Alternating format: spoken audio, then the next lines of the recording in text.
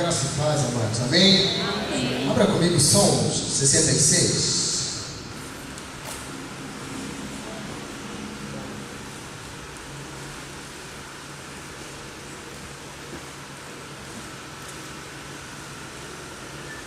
Salmo 66, do versículo 10 ao versículo 12.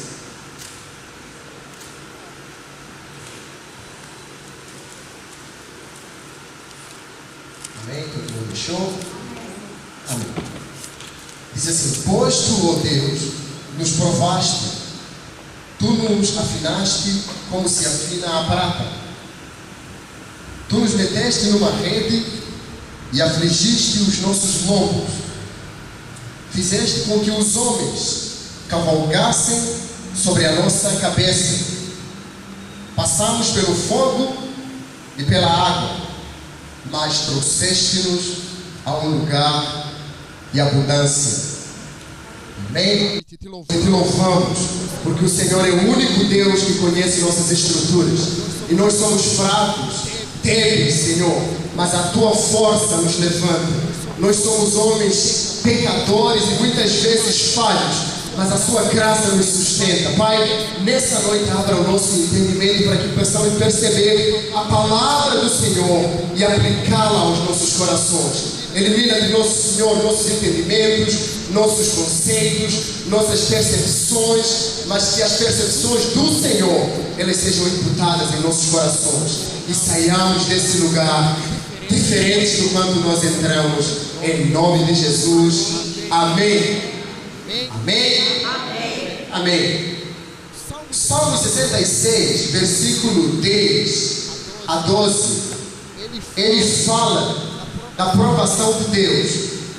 Ele começa o seguinte: pois tu, ó Deus, nos provaste, tu nos afinaste como se afina a prata. Tu nos meteste na rede, afligiste os nossos lombos, fizeste com que os homens cavalgassem sobre a nossa cabeça. Passamos pelo fogo e pela água, mas trouxeste-nos a um lugar de abundância. Mas trouxeste-nos a um lugar de abundância. Eu tenho uma palavra para você. Uma palavra que talvez vai mudar o seu conceito da vida cristã.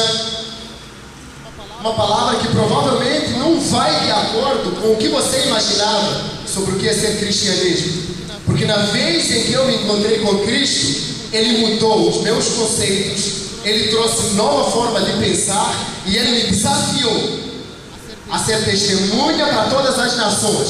Por isso eu estou com você hoje. Mas Deus tem uma palavra para o seu coração sobre a provação. Por que Deus permite tempestades na nossa vida? Por que será que Deus permite tempestades na nossa vida? Nós ouvimos tantos indivíduos reclamando, alguns, outros dizendo assim: está indo mal, mas graças a Deus está bem. E outros dizendo assim: eu não sei porquê é que tudo isso está acontecendo. Não conheço ninguém que possa me dizer que não tenha passado por provações, desafios e tempestades. Mas por que Deus permite tempestades na nossa vida? Nós estamos num mundo em que tudo tem que ser tão fácil, não é? Tudo tem que vir na hora em que eu quero. Eu estalo o dedo e a coisa tem que vir. Eu falo para o garçom e o garçom tem que me atender em segundos.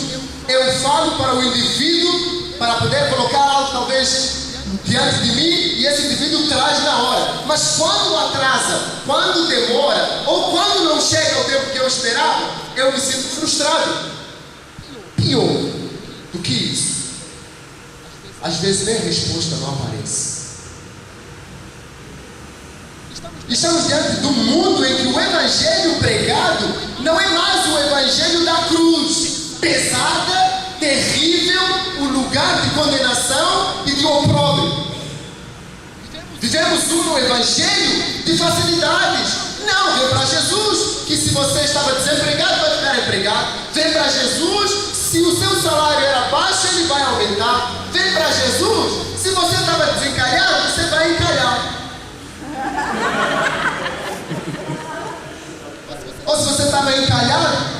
você vai desencalhar. Vem para Jesus que tudo vai dar certo. Vem para Jesus que seu problema será resolvido. Mas nunca ouvimos: vem para Jesus que o desafio vai ser sobre você. Vem para Jesus porque tempestades e lutas vão te seguir. E esses homens que pregam esse evangelho de facilidade, eles deviam ter a hombridade de dizer o seguinte: vem para Jesus sim, mas seus problemas podem ser piores do que ele. É Jesus aqui, Jesus, beleza, com Jesus está tudo bem. Glória a Deus, aleluia. Se não veio, então é porque eu estou com um problema. Tá não, meu irmão. Muitas vezes nós encontramos crentes. Você pode ser um homem de fé que ora 50 horas por dia, que ora talvez 24 horas, 2 semanas em jejum e oração. Tribulação, a angústia vai chegar na sua vida, vai bater a sua porta. E você tem que ter hombridade de dizer para essa tribulação: eu creio em Cristo Jesus. O salmista, ele declara uma coisa interessante, porque o salmista Davi, ele é símbolo do homem que andou com Deus, o homem segundo o coração de Deus, mas a sua vida, ela foi marcada por momentos de tempestades. Em Salmos 40, ele chega a dizer assim: tempestades me rodearam por todo lado. E no final ele fala assim: eu sou pobre e necessitado, mas tu, ó Deus, me restauraste. Quando as lutas e as tribulações aparecem, nós devemos ser tão capazes de dizer assim: eu já sei disso aqui, viria, porque Jesus falou uma vez. Em João 10, 16, versículo 33, o que ele fala? No mundo tereis aflições, mas tende bom ânimo, porque eu venci o mundo. Jesus não disse que os problemas iam fugir de você, não. Jesus não falou que as aflições não bateriam a sua porta. Muito pelo contrário, ele falou assim: eu vos envio como ovelhas no meio dos lobos.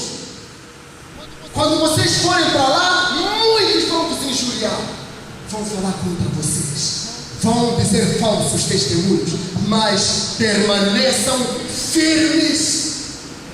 Em Jesus falando, o Rei dos Reis, o Senhor. Então por que Deus permite tribulações na nossa vida? Em Atos capítulo 19, fala que Paulo, caminhando, ele fazia inúmeras maravilhas. Mas o mesmo Paulo, em 2 Coríntios capítulo 7, versículo 5 a 6, o que ele fala? Nós, porém, por dentro, quando chegamos lá, fomos afligidos. Por fora, combates. Por dentro, temores. Mas Deus enviou Tito para nos consolar. Paulo, com toda a bagagem teológica que ele tinha, não conheço nenhum homem, nenhum pastor que tenha sido igual Paulo. O homem que desafiou até os religiosos da época, doutores da lei. Paulo reconhece que em Cristo Jesus ele passaria por aflições, mas ele sabia que o mesmo Deus que lhe leva pelas aflições é o mesmo Deus que lhe levanta. Então, querido, por que Deus permite aflições? E Paulo esculacha a gente, né? Quando fala de tribulação, ele fala assim: de todos vocês eu é que passei mais palmatórias. Não conheci nenhum pecador no mundo que tenha sido pior do que eu. Eu sofri tempestades, eu sofri lutas, eu sofri aflições, eu sofri tribulações. E ele vai discorrer, em 2 Coríntios 4, você fala assim: eu, porém, depois de ter tido esse tesouro no vaso de barro, ele fala o seguinte: em tudo somos atribulados, mas não somos angustiados. Em tudo somos perplexos, mas não somos desanimados. Em tudo somos perseguidos, mas não somos desamparados. Em tudo nós somos atribulados, mas não destruídos, porque Cristo Jesus nos livra das tribulações. Quando Deus entra na vida do crente, Ele vem para restaurar não apenas o seu emocional, Ele vem para restaurar os seus temores. Por isso o Evangelho da Graça é um dos evangelhos mais sofridos. Cristo único, Deus que nós conhecemos, que demonstrou o seu amor numa cruz do Calvário, um homem sendo pregado no madeiro por causa do homem pecador. Por isso Jesus falou assim: aquele que quiser vir após mim, querido, toma a cada dia a sua cruz e siga-me. É fácil, é muito fácil dizer vem para Jesus que vai dar tudo certo. É muito fácil dizer vem para Jesus que teus problemas serão resolvidos. Mas então por que Deus envia tribulações na nossa vida? Porque 1 Coríntios 10, 13 ele fala assim: Deus não enviou tribulação senão humana, tentação senão humana, mas enviando Deus essa tentação, Ele dá um escape para que nós possamos suportar a tribulação que Deus envia. Deus é maravilhoso. Aquilo que você acha que é tempestade, querido, pode ser uma oportunidade para seu caráter se enxergue em você. Porque Deus envia tribulações. Eu sou carne, eu sou tal, sou eu quem conquistou. Você sabe que eu sou bom. 99,99 centésimos eu sou bonzinho. Eu sou um camarada. Não, eu ando por todo lado e distribuo todas as ofertas aos homens moribundos pela cidade. Eu não conquistei, estudei, passei noites. Eu não. Isso tudo é por mérito próprio, mérito nada. Quando Cristo envia a tempestade na tua vida, é para você saber quem você é. Para você saber quem você é. Porque na tribulação em que o rico é pobre, o pobre é pobre. É na tribulação em que o camarada que é machão é machinho. A irmã que é forte é minimamente forte. É na tribulação em que a fraqueza do indivíduo se encontra. Por que Deus envia tribulações, querido? Para você saber quem você é. Muitas vezes nós estamos cheios do eu. Não, eu tenho tantas faculdades, fiz tantos doutorados, então eu sou médico, e fiz aquilo, e arrasto uma bagagem de tantos diplomas para cá, né? Quando a tribulação chega, o camarada é o primeiro a chorar. Você não tinha diplomas? Você não tinha doutorados? Por que está chorando, meu rapaz? Está difícil na minha vida. Tribulação é uma das melhores formas de Deus mostrar para você quem você é. Segundo, Deus traz a tribulação para que você reconheça o seu próximo que está no mesmo nível de você. A soberba é a pior coisa que Deus detesta. Tiago 4 fala que humilhai-vos debaixo da potente mão de Deus. Não, ele falou o seguinte, esse aí é Pedro. Ele falou o seguinte: quando vocês quiserem se exaltar, Deus vai nos abater. Sabe por quê? Porque Deus resiste aos soberbos, mas Ele dá graça aos humildes. Dá graça aos humildes. Ele dá graça ao humilde, querido. Você não sabe o que é humildade? Fui na 8ª Presbiteriana essa semana assistir um coral de meninos africanos, por coincidência. Eles vêm de Uganda. Esse grupo se chama Watoto. Eu nunca tinha visto Jesus como eles apresentaram. Mas esses meninos tinham um sorriso até aqui. Cada testemunho era uma lágrima que caía do meu rosto. Eu vi que não adianta eu acumular tesouros na terra. Um menino falou assim: eu conheço Jesus face a face, porque naquele dia em que eu estava na rua, apareceu um homem e a sua esposa que me levou para um lugar e me apresentou a uma família, e eu sei que ele é Jesus. Nós ficamos olhando o nosso evangelho em 4 paredes, olhamos o nosso evangelho satisfeitos, com lâmpadas, poltronas bonitas, mas Deus, Ele quer que vamos além. Deus resiste aos soberbos, mas Ele exalta os humildes. Oh, glória! Aleluia! Querido, porque Deus envia tribulações na nossa vida. Esse sermão eu fiz quando eu estava terminando o meu segundo ano de trabalho. E quando Deus me falou para que eu abrisse mão do meu trabalho e desse a minha vida pelo Evangelho, e eu disse: Deus, eu irei por ti. Mas nesses 6 meses eu não vi centavos do meu bolso. O meu mérito estava por baixo, a minha vontade estava por baixo. Sabe por quê? Porque o poder de Deus se aperfeiçoa na fraqueza. Deus quer te levar a um lugar alto, querido. Amém. Mas desmascara, elimina o orgulho de você. Ah, eu sou legal. Paulo recebeu muito bem essa palavra. 2 Coríntios capítulo 12. Paulo, porque pela excelência do poder de Deus, eu não podia me gloriar.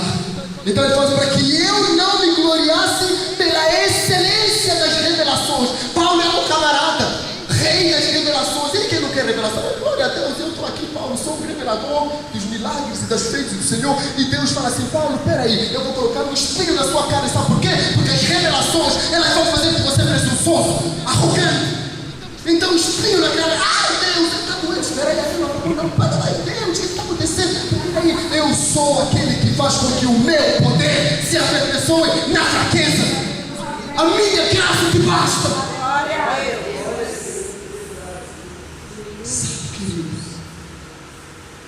fala para as tribulações: seja bem-vindo, mas você vai se ver com meu papai. Deus é um pai que cuida de você, meu irmão. O salmista fala assim: nós fomos refinados, me colocou no fogo e eu fui refinado como a prata se refina. Sabe o que é isso, querido? Quando Deus quer forjar o caráter dele em você, Ele vai lhe levar para a tribulação, para angústias, tribulações, para que você saiba que em Deus onde você vai olhar o seu caráter. E sabe o que acontece? Há uma história bem conhecida, todos os irmãos e as irmãs conhecem. Quando é que a prata está bem refinada? Aí o camarada vai, né? Eu quero saber. Como é que é a frase? Como é que é? Reflexo, né? Eu quero saber como é que a prata está refinada dentro. Eu falo: meu filho, senta aí. Pá, tribulação. Ei, meu Deus, mas não refletir no caráter de você. Também, meu Deus, está doendo demais, eu não estou aguentando mais, agora chega. Quando chega naquele ponto em que Deus vê a imagem dele em você, a tribulação passa e você vê glória, e ele vai para um lugar de abundância. Deus quer te levar para um lugar de abundância. A imagem de Deus tem que se refletir em você. Xingaram você, fala glória a Deus. Falaram mal de você, fala glória a Deus. Pisaram no seu carro, fala glória a Deus. Humilharam você no meio dos homens, fala glória a Deus, porque a imagem de Deus se reflete em mim, e quando isso acontecer, Ele te levará para lugares de abundância. Por quê? É que Deus nos leva para tribulações. 2, 3, para que Cristo seja visto em tua vida. Se você não conhecer a história dos mártires, você vai chorar a noite toda, de tanto dor. Vai ver, começando do Atos do Estevão, né? Sendo apedrejado. Que tribulação, que angústia, que dor. Mas Estevão estava lá, e ele orando pelos que lhe apedrejavam, dizendo assim: Pai, não lhes imputes essa culpa, intercedendo pelos seus inimigos, pelos homens que estavam lhe matando, apedrejando. Até que ponto você já chegou ao nível do reflexo da luz do Senhor? Por que Deus permite tribulações? Eu gosto de pensar, quando Jesus fala na sua palavra, Ele diz que eu sou o caminho, a verdade e a vida. Ninguém vem ao Pai senão por mim. Se você conhecer Cristo, querido, você perceberá que Deus está permitindo tribulações, porque Cristo quer se revelar em minha vida. Cristo vai ser o caminho em minha vida, vai ser a verdade em minha vida, e vai ser a vida em mim. Quando a tribulação chegar na sua vida, você vai ver o que João 11:25 fala: eu sou a ressurreição e a vida, aquele que vem a mim, ainda que esteja morto, viverá. Quando você entende o reflexo da tribulação na sua vida, você vai olhar o que Paulo falou, o que Pedro falou em Atos capítulo 4, versículo 12. Ele fala assim: Cristo é, em nenhum outro há nome na face da terra no qual nós possamos ser salvos. E se você olha para homens que pregam um evangelho contrário a esse, chame eles de anátemas, porque o evangelho fácil. Jesus não disse que o evangelho seria fácil. Mas eu quero te animar, meu querido. O salmista, depois de perceber tudo, ele fala o seguinte: mas trouxeste-nos a um lugar de abundância. Deus te levará para um lugar onde mananciais de água vão fluir.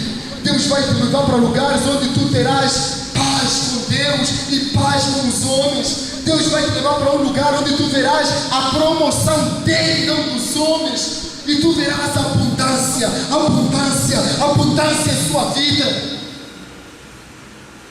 Quando eu perco esse trabalho, eu falei: Deus, como é que eu vou viver? E é pelo teu nome. E Deus fala assim: peraí, meu filho, eu ainda não completei meu trabalho na tua vida. Ah, então tá bom. E todos os meus irmãos dizem assim: você é doido? Você está indo trabalhar para Deus? Mas eu sabia que a excelência do poder de Deus, ele se aperfeiçoa na sua graça. E o poder de Deus se aperfeiçoa quando você se humilha debaixo da sua potente mão. Então, querido, não tenha medo da tribulação. Fala para ela: seja bem-vindo. Não está sendo masoquista. Você estará sendo um homem agraciado por Deus. Paulo, em toda a sua vida, ele percebe que só a graça de Deus era suficiente.